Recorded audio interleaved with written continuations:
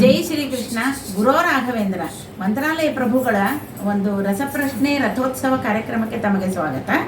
ತಮ್ಮ ಹೆಸರನ್ನು ವೀಕ್ಷಕರಿಗೆ ಹೇಳಿ. ನನ್ನ ಹೆಸರು ಅರ್ಚಕ್ ಶ್ರೀರಂಗ ಅಂತ. ನಾವು ಮಂತ್ರಾಲಯದವರು. ನಮ್ಮ ತಂದೆ ವಂಶ ಪರಂಪರೆ ಅರ್ಚಕ್. ಇನ್ನು ಸ್ವಲ್ಪ ಜೋರಾಗಿ ಬರಬೇಕು. ನನ್ನ ಹೆಸರು ಶ್ರೀರಂಗ ಅರ್ಚಕ್. ನಮ್ಮ ತಂದೆಯವರು ಮಾಧವೇಶಾಚಾರ್ಯ. ನಮ್ಮದು ನೇಟಿವ್ ಪ್ಲೇಸ್ ಬಂದು ಮಂತ್ರಾಲಯ. ನಾವು ಅಲ್ಲಿ ವಂಶ ಪರಂಪರೆ ಅರ್ಚಕರು. ತಮಗೆ ಮೊದಲು ಒಂದು ದೊಡ್ಡ ನಮಸ್ಕಾರ. ತಮಗೆ ಭಕ್ತಿಪೂರ್ವಕವಾಗಿ ನಮಸ್ಕಾರ. ಯಾಕೆಂದರೆ ರಾಯರ ಸೇವೆಯನ್ನು ಮಾಡ್ತಕ್ಕಂಥ ಒಂದು ದೊಡ್ಡ ಮನೆತನದಲ್ಲಿ ಬಂದಿರಿ. ನೀವು ಕೂಡ ಮಾಡ್ತಾ ಇದ್ದೀರಿ ಅಲ್ವಾ?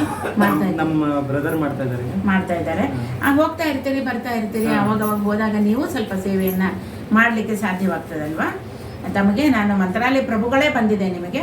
ಅದರಲ್ಲಿ ಪ್ರಶ್ನೆಗಳನ್ನು ಹೇಳ್ತೀನಿ. ಆ ಒಂದು ರಥೋತ್ಸವಕ್ಕೆ ತಮಗೆ ಸ್ವಾಗತ. ಮೊದಲನೇ ಪ್ರಶ್ನೆ ತಮಗೆ, ಶ್ರೀ ಸುಧೀಂದ್ರ ತೀರ್ಥರಲ್ಲಿ ವೆಂಕಟನಾಥರು ಏನೆಲ್ಲ ಅಧ್ಯಯನ ಮಾಡಿದರು? ಶ್ರೀ ಸುಧೀಂದ್ರ ತೀರ್ಥರಲ್ಲಿ ವೆಂಕಟನಾಥರು ಏನೆಲ್ಲ ಅಧ್ಯಯನ ಮಾಡಿದರು?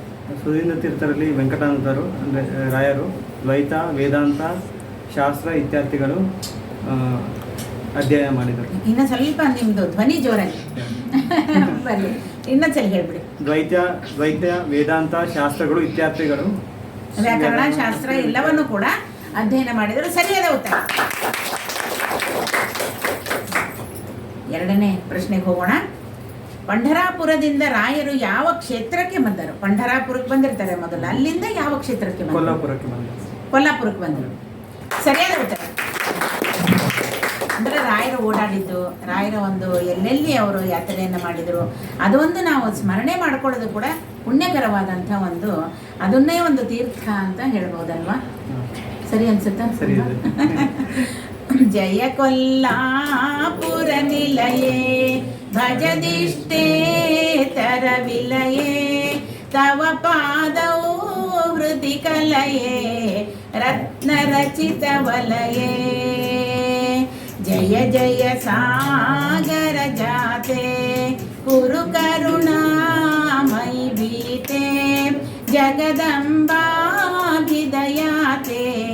ಜೀವತಿ ತವ ಪೋತೆ ಜಯ ಕೊಲ್ಲಾಪುರ ನಿಲಯೇ ಭಜದಿಷ್ಟೇ ತರ ವಿಲಯೇ ತವ ಪಾದೌ ಹೃದಿ ಕಲಯೇ ರತ್ನ ರಚಿತ ವಲಯೇ ರತ್ನ ರಚಿತ ವಲಯೇ.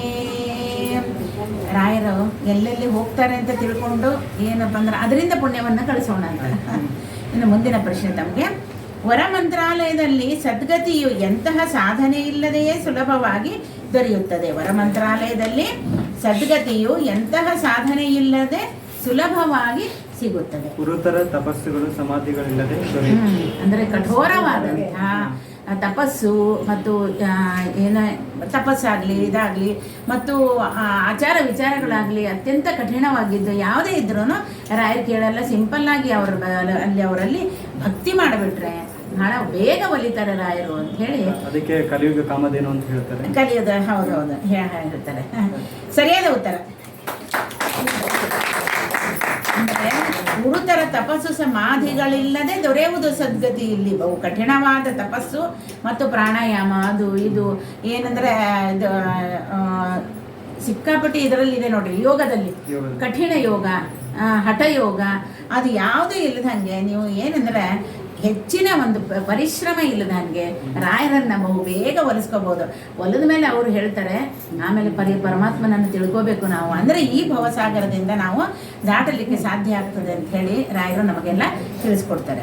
ಇನ್ನು ಕೊನೆ ಪ್ರಶ್ನೆಗೆ ಬರೋಣ. ತಾವೇನಾದ್ರು ಹೇಳೋದಿದೆನಾ? ಏನಾದ್ರು ಹೇಳೋದಿದ್ರೆ ಹೇಳ್ರಿ. ರಾಯರ ಭಕ್ತರು ತಾವು. ರಾಯರು ನಂಬಿ ನಾವು ಹಿಂಗ 14 ತಲೆಗಳಿಂದ ಪೂಜೆ ಮಾಡ್ಕೊಂಡ್ ಬರ್ತಾ ಇದ್ದೀವಿ. ಸೊ ಈಗ ತುಂಬಾ ಸಂತೋಷದ ವಿಷಯ. ಫಸ್ಟ್ ನಮ್ಮ ತಲೆಮಾರೆಲ್ಲ ತಿಮ್ಮಣ್ಣ ಭಟ್ರು ಬಂದಿದ್ದಾರೆ, ತಿಮ್ಮಣ್ಣಾಚಾರ್ಯರು.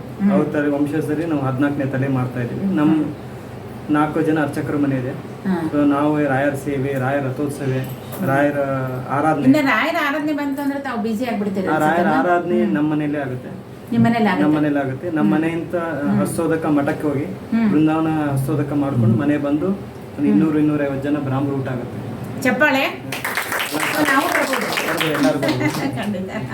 ತುಂಬ ಸಂತೋಷ ಆಯಿತು. ಇನ್ನು ಕೊನೆ ಪ್ರಶ್ನೆಗೆ ಹೋಗೋಣ. ರಾಘವೇಂದ್ರ ವಿಜಯ ಕಾವ್ಯವು ಮೊದಲು ಎಷ್ಟು ಸರ್ಗಗಳಿಂದ ಕೂಡಿತ್ತೆಂದು ಹೇಳಲಾಗುತ್ತದೆ? ರಾಘವೇಂದ್ರ ವಿಜಯ ಕಾವ್ಯವು ಮೊದಲು ಎಷ್ಟು ಸರ್ಗಗಳಿಂದ ಕೂಡಿತ್ತೆಂದು ಹೇಳಲಾಗುತ್ತದೆ? 16 ಸರ್ಗಗಳು. ಅದರಲ್ಲಿ ಆಮೇಲೆ ಗುರುಗಳು 4 ಸರ್ಗ ತೆಗೆದು ಅದು 12 ಆಗಿದೆ. 12 ಸರ್ಗ ಆಗಿದೆ. ಯಾಕೆ 4 ಸರ್ಗ ತೆಗೆದು? ಅದು ಮಧ್ವಾಚಾರ್ಯಗೆ ಈಕ್ವಲ್ ಆಗಿರಬೇಡ, ಅವರದು ಸರಿಯಾದ ಉತ್ತರ. ಚಪ್ಪಾಳೆ.